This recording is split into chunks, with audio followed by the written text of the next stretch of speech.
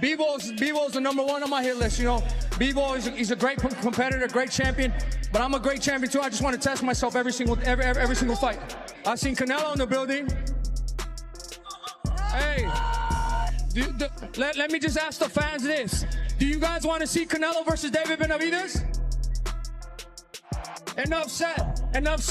That means that we can't leave that fight on the table. You know what I mean? Whatever. I have respect for Canelo. He's a great champion, but I'm a great champion too. Let's do it. What he's saying that he wants to fight me and better beef, it means that he's a great fighter. He's confident and he wanna achieve more and more. It's good, and what I could tell. Do you remember the sparring with David? I remember, yeah, we had a couple of sparrings. I remember it was some of good moments from my side, some good moments from his side.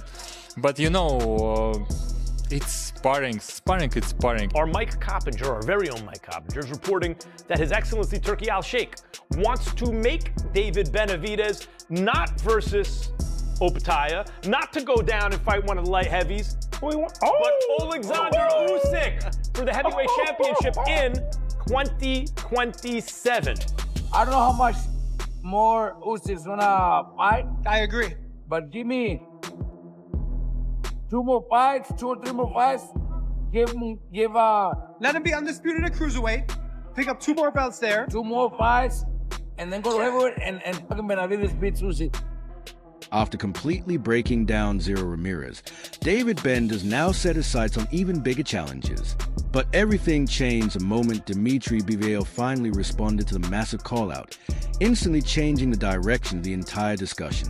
Would you like to be undisputed once again by the end of the year? Yeah, why not? Why not? Yeah, this is one of the options. Also, there is Benavidez, there is better beef still, and also I'm open for cruiserweight. Why not? Yeah, I would like to get a chance to fight for another belt also in another weight class. On one side, BVAL insists he is willing to face Benavidez, while on the other, Benz argues that there has been no genuine commitment or clear guarantee from BVAL's side. No, I haven't been assured anything. And like I said, but it doesn't really bother me. The good thing about me is I got time on my side. I'm 28 years old, so I still have a long, long time. You know, if anything, these guys, they're kind of getting out of their prime, so I'm barely stepping into my prime. Looking back on BVAL, Benavidez recalled their sparring sessions and claimed he heard him in the 4th round, saying he already understands where BVAL is vulnerable, the same way Ramirez's flaws were eventually exposed through sparring experience. Been saying for a long time that I'd go in there and give Canelo the hardest fight of his career, and he would definitely remember me. You know, I think what Terence Crawford was boxing more carefully. It's not like he put a beating on him. You know, he just basically outclassed him. But for me, he would definitely feel me. He'd definitely remember me. Comments. BVAL dismissed the story as nothing more than solid sparring work, saying he was simply testing Benavidez during the sessions and denying the claim that David ever truly hurt him. The last time I sparred him, I hurt him back in the 4th round. But he's a great fighter. I don't take nothing away from him. The last time I sparred him, I was 22 years old, so that was about like 6 years ago. But I remember that, you know, there are some opportunities I could take advantage. No matter what really happened during sparring, the potential fight received a direct assessment from Topomo Lopez, who believes BVAL would present an extremely tough challenge for Benz. You know, spar, it's very different than a fight. I have a lot of sparrings when I wasn't good, when I was good. I'm not seeing on the sparrings, it's like on the fight. I'm checking, I'm just trying to do something, you know. I just have some mission for one sparring and I try to do it. Sometimes it's good, sometimes it's not. But with Benavidez it was good sparrings. I can't say that something was not good. Now it's Canelo, he has belts. Of course he's the best in 168. They need to prove it. They need to earn belts, then we will say. We have rules. You have belts, you are best. Adding even more intrigue to the situation, Max Kellerman believes Ben should forget about dropping down in weight and instead target Artur Beterbiev. describing it as the ideal matchup for him. It hits different, and I feel like with Bivol, I think he's the only one that'll possibly give David Benavidez a little bit of run for his money. Who do you like in the fight? Moving all that. Because of the movement, I think that Benavidez really capitalizes when you're right there with him. Yeah. And I think Bivol doesn't give you that kind of momentum. So I think it's going to be a high-volume fight if it happens. Bivol throws a lot of punches. Benavidez throws a lot of punches. So many options. Yeah, I think that is a great fight. So I'm really with Devin on this, Shady, because I think that if you go back down and you have to drain yourself to get to the weight, and you're fighting a guy as good as Bivol who's not going to be there for you to hit, that's a bad matchup for Benavidez. As the discussion continues to evolve, Max brings up a report from Mike Koa claiming that his Excellency Turki Alshik is not focused on making Benz versus Beterbiev, Bivol, or even Canelo next. Instead, the reported goal is a massive showdown between Alexander Usyk and David Ben for the heavyweight championship in 2027. That revelation adds a whole new dimension to the story because a fighter currently pursuing names like Canelo, Bivol, Beterbiev, and Gio Paya could ultimately find himself stepping into the ring against one of the greatest heavyweights of this generation. I'll tell you a fight I'd rather see than him and Bivol, okay? And maybe even him and Opataya. It could be a catch weight, because I agree, I don't want to see him move down. Beterbiev! That's a good fight, too. Benavidez and Beterbiev is the best action fight you could even think of. That fight might be too brutal to make. That might be like, that fight is too dangerous to make. They're both too dangerous. Yeah, Arthur Oh my play with God. Arthur, but either him or Bivol. Like, they would take them two before he fights Ja, correct? I don't know, man. I'm with Devin, man. You're already at cruiserweight. I mean, I'm telling you, I think it would take a lot out of him trying to cut that weight back down. Now the entire situation takes on a completely different feel, and fans are already excited by the possibility of a matchup where elite skill collides with elite skill at the absolute highest level. Devin Haney weighed in on the idea, describing Benz as a naturally powerful fighter, while pointing out that Usyk has built his entire career against massive opponents by depending more on technique, movement, and ring IQ than pure strength. Haney believes a clash between the two would deliver a spectacular event for boxing fans and finally reveal exactly where Ben stands against a fighter who has already ruled the heavyweight division. Our Mike Coppinger, our very own Mike Coppinger, is reporting that His Excellency Turki Al-Sheikh wants to make David Benavidez not versus Opataya, not to go down and fight one of the light heavies, but Alexander Usyk for the heavyweight championship in 2027. Turki Al-Sheikh is, of course, right again, like when he was tweeting out after Moses Atama had a blowout win. He was tweeting out, hey, him and Usyk, oh, it's too soon, everyone stop. Of course, that's what you're really thinking of. After delivering a career-changing stoppage victory, David Benavidez now finds himself with endless possibilities ahead, with the biggest debate centered around whether he should move back down in weight or continue competing at cruiserweight. Following such an impressive performance, he has answered many of the doubts that critics once had, including concerns from experts like Andre Ward about whether moving up in weight would create serious problems for him. The Mexican monster proved his case inside the ring, and now Ben has made it clear that he would still rather move back down, insisting that Dmitry Bivol remains a main fight he wants most. After that performance by Benavidez, should Benavidez, beat Opataya, or even if he just moves up to heavyweight, Usyk is beating these giants, these behemoths, where he can see the punches coming, where he has a speed advantage. And he's always faster. He's always faster. What about a dude like this? I think that it's a good fight because Usyk is not a big heavyweight. Nope. He's a guy who's at cruiserweight who went up to heavyweight. He's not the biggest. He's not beating guys, by just overpowering them. He's beating them by skill. Right. So I think that this is a great fight because it's skill versus skill, and with David would be his more natural self. The boxing world is now fully embracing Benavidez as a real Mexican monster. Journalist Sean Zittle even compared the intensity of this matchup to legendary clashes involving names like Mayweather and Gatti alongside Floyd Mayweather Jr. He also cleared up the record by pointing out that no figure had ever officially stopped Zordo Ramirez with a 10 count in the 6th round while showing that kind of destructive power. That only strengthens the growing belief that Ben is becoming one of the most dangerous forces in the division. You going back down or you don't know yet? No, I'm going back down because honestly, at the end of the day, what I want for myself is, nobody pushes me to do anything. Every fight that I've got for the past 5 fights, I've called myself. I want Bivol. I want Beterbiev. I want the hard fights that I'm gonna have to go deep inside myself and bring the best out of me. Like I've always said, in boxing, you have to put yourself in a position of stress to get the best version of yourself. and that means going up against the best of the best. And I definitely do want to show what my spirit is made of, and I want to show everybody that with belief in yourself, you could accomplish anything. Even though Zittel compared the fight to Mayweather versus Gatti after witnessing Ben dismantle Ramirez, Benz made it clear during the post-fight press conference that the fighter he truly looks up to is Manny Pacquiao and that he wants to follow a similar path in boxing.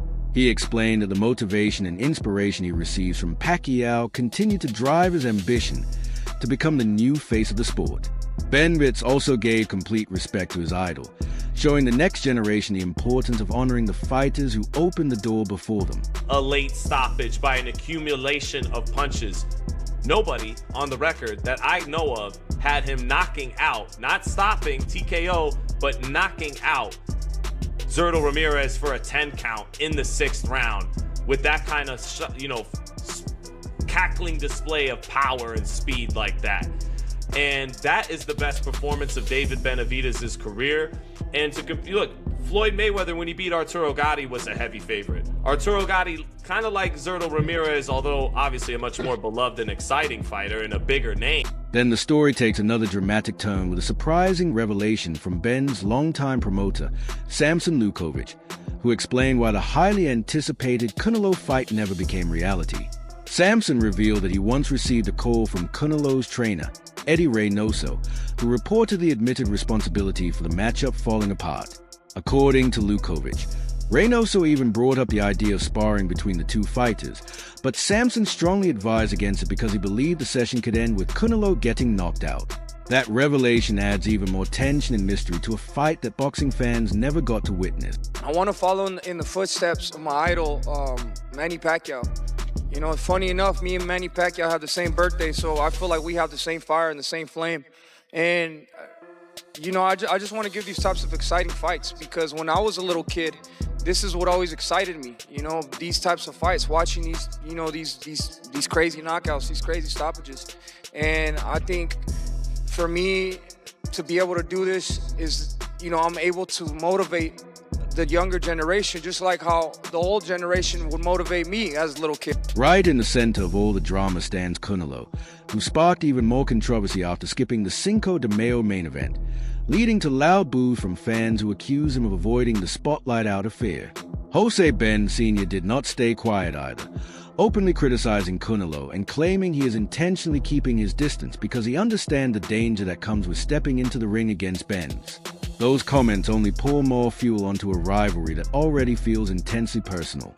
I have a call from Eddie Reynoso, and I want to say public that it's my fault because Canelo never fought David Benavidez. He called me up, he said, I need a sparring. Can I have David Benavidez? I tell him no, because he will knock out Canelo. So don't take it. Listen to me, you're my friend. Making some strong statements, Tim Bradley directly called out Canelo, accusing him of avoiding potential clash with Benavidez and questioning whether he is truly willing to take on dangerous opponents at this stage. Bradley argued that this is no longer just criticism coming from outsiders, but something even longtime supporters are beginning to recognize. In his view, the longer the fight continues to stay unrealized, the more difficult it becomes to justify Canelo's stance. Bradley believes that stepping into the ring with Benavidez is the only way Canelo can completely erase the growing doubt surrounding his legacy. Canelo's not the same no more. He's tired. Our reflexes are not good. The feet is not good no more. Power's not there anymore. I think he's going to struggle with Dembele, At the end of the day, man, I just want to talk about David Benavidez, to be honest, the Mexican monster, Offering his own inside perspective on why the matchup never became reality, Oscar de la Hoya claims Canelo repeatedly came up with excuses and stayed away from genuine negotiations. He believes the problem was never about money or the timing of the fight, but rather a lack of true interest in making it happen. According to de la Hoya, multiple opportunities were available, yet none was seriously pushed forward. In his opinion, that pattern has only increased a growing belief that Canelo does not want to face the kind of danger and pressure that Benavidez brings into the ring. All right, Canelo, stop. Come on, bro. You ain't had a to get in there and fight no damn Benavidez. And I know, come on, Canelo fans. Come on, Canelo fans. Bring it, for real. No, you didn't have the ball to get in there and fight Benavidez. But you're going to go to his fight, right? Come on, stop. and get in the ring with Benavidez. It's the perfect time now. He's already blown up to 200 and something pounds now. Now you bring him back down, bring his ass back down to 168. Canelo, instead you want to fight him, you know. So taking even stronger shots at Canelo, De La Hoya said he should be embarrassed for continuing to avoid a fight with Benz, emphasizing that fans have been calling for this matchup for years.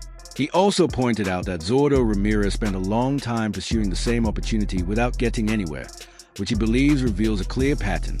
De La Hoya argued that the situation has never really been about business or timing, but about hesitation at the highest level of the sport. According to him, both challengers were always prepared to step into the ring, while Canelo continued to keep his distance because of the potential danger to both his undefeated image and long-term legacy. The fighters not having literally the ball to go up there and fight the toughest challenges, because maybe you might be protecting your own, maybe you're never scared, but you just don't want to face certain fighters. And I believe, and people, we've heard it over and over and over again, Benavidez calling out Canelo. Why didn't Canelo want to fight Benavidez? You have to ask that to Canelo. I have my answer. You have to ask. You were trying to negotiate. You were trying to make that fight, right? We couldn't get him to the table at all. Excuse after excuse. I mean, come on. Benavidez was chasing you for so long. With expectations from Canelo's side fading more and more, many fans are beginning to accept the possibility that this fight may never actually happen. Sean Zittle appears to feel the same way, suggesting that Benavidez should now turn his full attention toward Dmitry Bivol rather than continuing to pursue Canelo. In Zittle's opinion, the true legacy-defining fight at this point is Bivol. He believes a Mexican monster needs to test himself against an opponent who matches his own size, strength, and level instead of continuing to chase a matchup that may never become reality. Benavidez and Zurdo were the top guys for Canelo to fight. He didn't want to. That's the bottom line. There's nothing else I could say about it. While most of the attention remains focused on Canelo and Bivol, many fans are overlooking the massive matchup reportedly being lined up for Benavidez by His Excellency Turkey for 2027.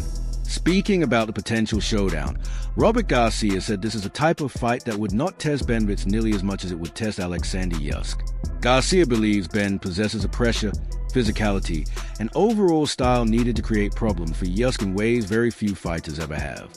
He even went a step further by suggesting that in a fight like this, Benavidez could realistically emerge victorious. The legacy fight right now, the fight, is Dmitry Bivol. And one way to really ingratiate yourself to that Mexican and Mexican-American fan base is, hey, Bivol, you know what? Canelo's a great fighter. We're never really going to get that fight anyways. You know, it was a good quote afterwards. Canelo was in the building a short time before the main event. I get it. You got to play that up. But the real fight is Bivol, and it's, hey, pick on a Mexican your own size. That is how you pick on a Mexican your own size, not a 5'8", former junior middleweight. So, from Bivol finally speaking out to Canelo being hit with growing criticism, from Ben pursuing career-defining matchups to the possibility of a shocking clash with Usyk looming in the future, this entire situation keeps becoming more intense. Every new opinion adds another layer to the story, but ultimately the truth can only be revealed once the fighters step into the ring. Now the question is straightforward: who will Benz face next, and can he really conquer them all? If you enjoyed this video, don't forget to like, subscribe, and leave your thoughts in the comment below.